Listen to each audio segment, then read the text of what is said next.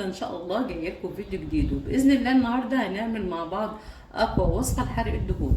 معانا مكون كويس جدا زي ما انتم شايفين معايا كده، ده يعتبر دمار في حرق الدهون. طبعا في مننا كتير جرب ان هو يعمل دايت وجرب ان هو يروح لدكتور تخسيس وبرده ما فيش فايده، جربنا نعمل رياضه برده ما فيش فايده. النهارده بقى جايبه لك الحل السحري اللي هيفتت معاكي جميع الدهون المتراكمه، سواء في البطن او الجوانب او الارداف، اي دهون متراكمه عندك ان شاء الله. ده المكون اللي احنا هنعمله النهارده ده، او الوصفه اللي انا هعملها معاكم النهارده ديت، ده هتفتت كل الدهون المتراكمه. يلا كده يا بنات نقول بسم الله ونحط لايكات كتير للفيديو. عايزين نوصل الفيديو دوت لاكبر عدد من اللايكات علشان يوصل لاكبر عدد من الناس علشان تستفاد منه. نقول يلا بسم الله ونحط لايك ونشوف الفيديو بتاعنا النهارده. فيديو سهل وبسيط جدا ومكوناته موجوده في كل بيت. واحلى ما في الوصفه بتاعتنا النهارده ان هو وصفه سهله وبسيطه جدا جدا ومكوناتها متوفره.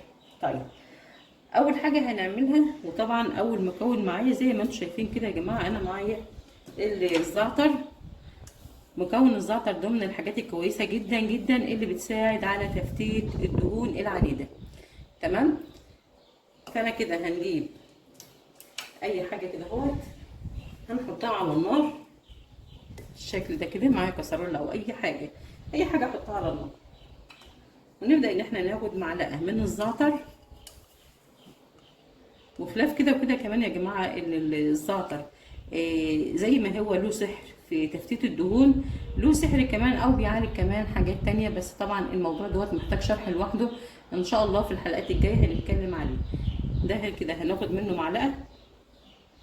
ده طبعا الزعتر ده يا جماعه ده بيجي من عند العطار، لو انا رحت عند العطار كده وجبت منه ب5 جنيه هيكفيني مدى واسع. تمام. المكون اللي بعد كده طبعا اهوت، بصوا معلقه من البابونج اهو، بس عشان الجو هوا بس. ده يا جماعه البابونج. تمام اهو.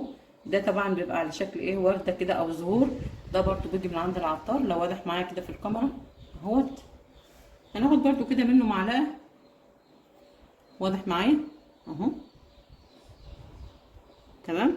هناخد برضو كده منه معلقه. انا النهارده معايا في وصفه النهارده 3 مكونات، والثلاث مكونات دول زي ما قلنا يعني معظمهم في يعني ايه، معظمهم في موجود في كل بيت، مفيش ولا بيت بيخلى منه. بصوا بقى، انا النهارده معايا اكليل الجبل اهوت. ممكن اجيبه اخضر اهو، او بيجي كده برضو ناشف من عند العطار. تمام. اكليل الجبل او الروزماري ممكن لو انت زرعها عندك ولا حاجه، بناخد منه كده زي ما انتم شايفين. مش موجود ممكن اجيب اللي هو المجفف اللي بيجي من عند العطار.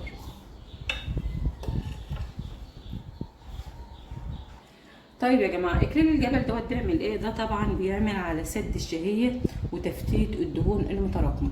يعني انا مثلا عندي دهون متراكمه في منطقه الصدر او الجوانب وما بتنزلش ومش عايزه تتفتت خالص الا بصعوبه، هنشرب اكليل الجبل.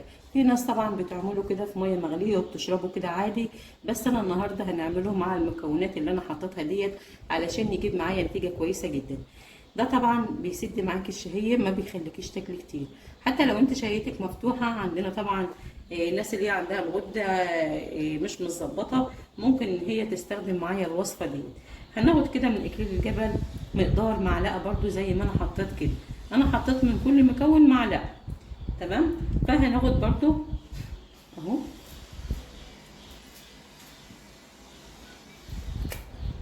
يعني حوالي برضو كده معلقه.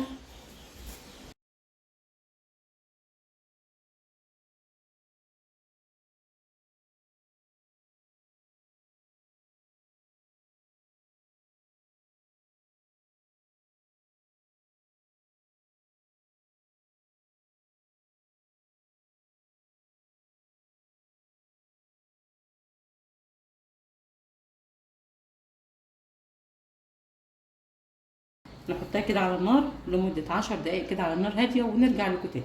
يا جماعة وصفتنا بعد ما بردت شوية زي ما انتم شايفين، طبعا سيبناها على النار لمدة 10 دقايق تغلى براحتها كده.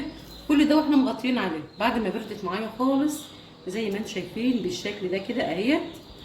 هنبدا ان احنا نعمل ايه. هنجيب طبعا الليمونه. طبعا الليمونه اللي انتم شايفينها دي يا جماعه ده طبعا لها سحر رهيب في تفتيت الدهون. فانا هزود على الوصفه بتاعت النهارده اللي انتم شايفينها ديت الليمونه اللي انتم شايفينها دي. تمام. هنبدا ان احنا نعصر على الكميه كلها بالشكل ده كده.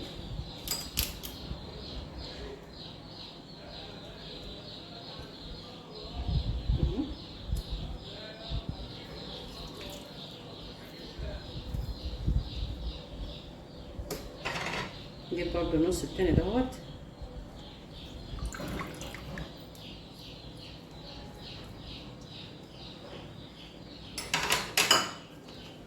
تمام. نبدأ ان احنا نقلب الوصفة. انا كده جهزت الوصفة بتاعتي. طبعا الكمية اللي انتم شايفينها دي كفيني لمدة 3 ايام. احطها في التلاجة عادي، وقت ما احب ان انا اجيبها واشرب منها هجيبها كده وادفيها زي ما اكون بعمل شاي بالظبط. الشاي بتاعي طبعا بشربه دافي، ده طبعا هتبقى نفس النظام، هنشربها دافي. دلوقتي بقى ان احنا ايه، هنبدا ان احنا نصفيها. نبدا ان احنا ناخد كوبايه بالشكل ده كده اهو. طبعا هي اللون بتاعها فتح شويه لان انا عصرت عليها الليمون بالشكل ده كده. يبقى ده كده الكوبايه بتاعتي جهزت. ده ان انا اقدر اشربها كده دلوقتي الصبح على الريق زي ما قلت لكم. وباقي الكميه هنعينها في ازازه زي ديت اهو. طبعا هنجيب ازازه زي دي كده او اي ازازه بقى متوفره عندك، وبتبداي ان انت تحط فيها باقي الكميه اهو بعد ما تصفاها طبعا.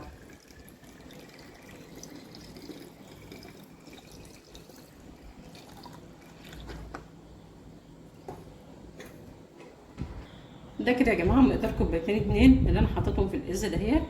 ده هنحطهم كده في التلاجة زي ما قلت لكم. تمام. وده كده معايا كوبايه اهي، والكوبايتين الباقيين حطيتهم هنا في ازاز.